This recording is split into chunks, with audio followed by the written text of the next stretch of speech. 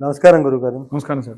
Sir, Nagula Chavithi రాబోతుంది. నాగుల చవితి విశిష్టత ఏంటి? ఆ రోజు మనం ఎలాంటి పరిహారాలు చేసుకోవాలి?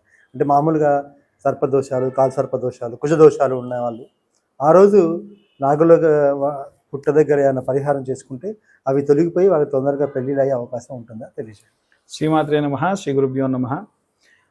చాలామంది పూర్వం నుంచి అంటే ఎప్పుడు కూడా అప్పటి ఆచారం గురించి మాత్రమే చాలామంది ఆలోచిస్తారు. అసలు దానికి కారణం ఏంటి అనే దాని గురించి శోధన చేస్తే అసలు విషయం తెలుస్తుంది. చాలామంది అది తెలియదు. ఫస్ట్ ఆఫ్ ఆల్ ఏంటంటే నాగుల చవితి నాడు అందరూ చేసేది ఏంటంటే పుట్టలో పాలు పోయడం. ఫస్ట్ అసలు ఇప్పుడు ఇక్కడ పుట్టలు ఎక్కడ ఉన్నాయి? పుట్టలే లేవు సార్. ఉన్న పుట్టల్ని కాపాడాలని పాపం పుట్టను లోపల పెట్టి గుళ్ళు కడుతున్నారు ఒకటి. రెండవది ఏంటంటే అసలు ఎందుకు పుట్టలో పాలు పోసేవాళ్ళు? ఆ పుట్టలోకి ఏవైనా సరే చీమలు కొంచెం దగ్గరికి కట్టి పెడితే మనం పాలు పోయడం వల్ల పుట్ట గట్టి పడుతుంది. మనం పాముకి ఒక సరైనటువంటి గృహాన్ని ఏర్పాటు చేయాలి, అది స్థిరంగా ఉండాలి అని పుట్టలో పాలు పోయాలి. పుట్టమణిలో మీరు మామూలుగా పాలు పోసేసి తిప్పని గట్టి పడుతుంది. ఎందుకు? సో అలా అలా గట్టి పట్టడానికి కొంతమంది ఇళ్లలో ఆచారం ఉంటుంది. నాగుల చవితి నాడు పుట్టమని తీసుకొచ్చి దాంట్లో పాలు కలిపి, వీలైతే కొంచెం అట్టిపండు కలిపి బాగా దగ్గరికి చేసి పుట్టలాగా తయారు చేసి ఇంట్లో గౌరమ్మ దగ్గర పెట్టి ఇంత బెల్లము ఇంత నైవేద్యంగా పెట్టి తీసుకెళ్ళి పుట్టలో వదిలేస్తారు దాన్ని. ఎందుకు? గతంలో అంటే ఈ సాంప్రదాయం పెట్టడానికి కారణం ఏంటంటే పోయిన జన్మలో అంతకుముందు జన్మల్లో నువ్వే నీ వంశంలో పుట్టి, పూర్వం ఏంటంటే విషసర్పాలు మామూలుగా వెళ్తుంటే చంపేవాళ్ళు. అప్పట్లో చంపినా సరే చచ్చిపోయినటువంటి మృతం చెందినటువంటి సర్పాన్ని నోట్లో ఒక రాగి కాసు పెట్టి కాలిస్తే దోషం పోతుంది. అరే నాకు ఎలాగో మృతం అనేటువంటిది వచ్చింది కానీ నువ్వు నాకు సంస్కరణ చేసావురా, ఇదే నాగ సంస్కరణ చేసావురా అని చెప్పి అది మనల్ని శపించదు. లేకుంటే 385 రకాలైనటువంటి శాపాలు ఉంటాయి అన్నమాట. అసలు సర్పం మనకు కనిపించడమే వరం. రోజులో 23 గంటలు నిద్రించే ఉంటుంది సర్పం, గంట సేపు మాత్రమే బయటకు వస్తుంది.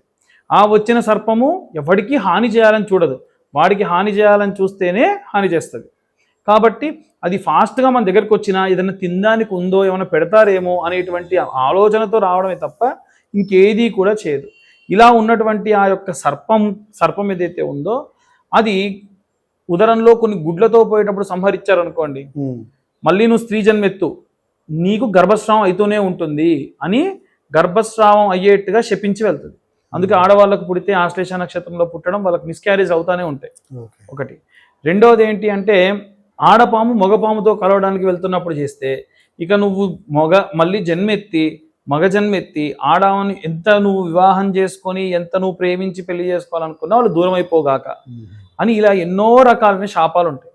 ఆ శాపములన్నీ పోవాలి అని అంటే మనకున్నటువంటి వరం ఏమిటంటే నాగుల చవితి, నాగుల పంచమి. ఇవే కాకుండా చాలామంది ఇవాళ రేపు ఇల్లు కట్టుకుంటూ ఉన్నారు. ఇళ్ళు కట్టేటప్పుడు గృహప్రవేశాల్లో ఖచ్చితంగా మీరు వాళ్ళకి స్కోప్ ఇవ్వాలి, అవకాశం ఇవ్వాలి. ఎవరైనా అర్చకులు ఎవరైనా ఉంటే వారికి వాళ్ళు చెప్పేదానికి ఛాన్స్ ఇవ్వాలి. వాళ్ళు ఏం చెప్తారు? గృహ నిర్మాణ కాలే సంపూర్ణ వాల్మీక విశ్చిన్న దోష పీడిత నివారణ సిద్ధ్యర్థం. వాల్మీకం అంటే పుట్ట. ఇక్కడ ఇంతకుముందు పుట్టలు ఉంటే ఆ పుట్టలు కూల్చినటువంటి దోషములు ఏమైనా ఉంటే ఉండకుండా ఉండుగాక ఈ కుటుంబానికి. అప్పుడు కన్స్ట్రక్షన్ చేసినప్పుడు ఏ పామో దాని కింద పడి చనిపోతే ఆ యొక్క బిల్డింగ్ బేస్లో సర్పసంహరణ దోష పీడిత నివారణ సిద్ధ్యర్థం అని సంకల్పం చేసి గృహప్రవేశం చేసేటప్పుడు పక్షి పశు ప్రవేశ అప్రవేశ సంభావిత దోషపీడిత నివారణ సిద్ధ్యర్థం అని సంకల్పంలో చెప్పి చేయడం వలన ఆ గృహప్రవేశం చేసుకున్నాడు. ఎవరు చేస్తున్న వాళ్ళు చాలా మందికి చేసుకోవట్లేదు, వాళ్ళకి స్కోప్ ఇవ్వట్లేదు చెప్పేదానికి.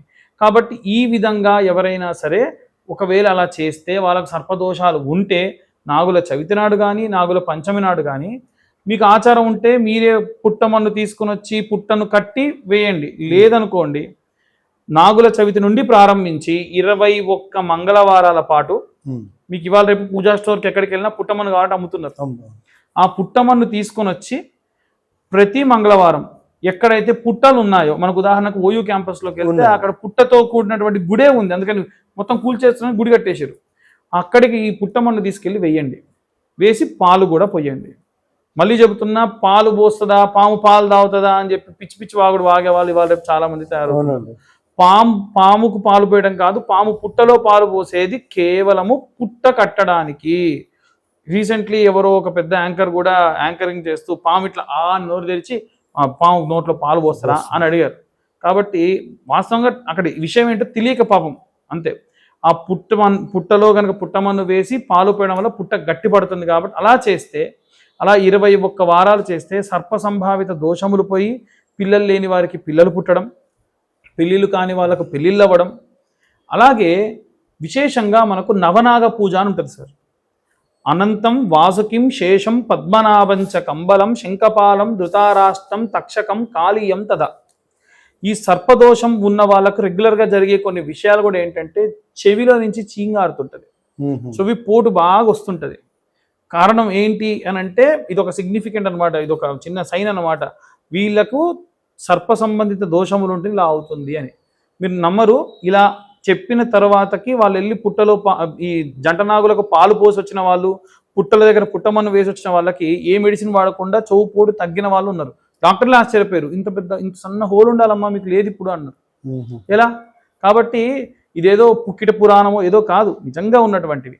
నేను ఇప్పుడు చెప్పిన ఈ నవనాగులు కూడా మొట్టమొదలు ఉన్నటువంటి నాగులు ఇంకా 2 నాగులు ఉంటాయి, ఏకాదశ సర్పములు ఉంటాయి మనకు. కద్రువ అలాగే వినత ఉన్నటువంటి వారిలో ఈ యొక్క సర్పాలు మొట్టమొదలు గరుడు అలాగే సర్పములు వారికి జన్మించినటువంటివి అన్నమాట. కాబట్టి శివుడి మెడలో ఉన్నటువంటి సర్పం వాసుకి, విష్ణుమూర్తి కింద ఉన్నటువంటి సర్పం అనంత పద్మనాభుడు. కాబట్టి ఆ యొక్క పద్మనాభుడు ఈ యొక్క వాసుకి మధ్యలో ఇంకా 7 సర్పాలు ఉంటాయి. ఈ నవనాగులకి కూడా పూజ చేయించుకోవడం వల్ల, ప్రతిష్ఠ చేసుకొని పూజ చేసుకోవడం వల్ల, లేక నాగ ప్రతిష్ఠ చేయడం వల్ల విశేషమైనటువంటి సత్ఫలితాలు పొందవచ్చు. ఇంకొకటి ఏమిటంటే ఎవరికైనా ఒకవేళ అలాంటి దోషములు ఉన్న వాళ్ళు ఇన్ని వేలు మేము ఖర్చు పెట్టి చేసుకోలేమనుకునేటువంటి వారి కోసం మనం ప్రతి ఆఖరి మంగళవారం నాడు నెలలో ప్రత్యేకంగా నవగ్రహ సహిత శాంతి హోమం నిర్వహించడం.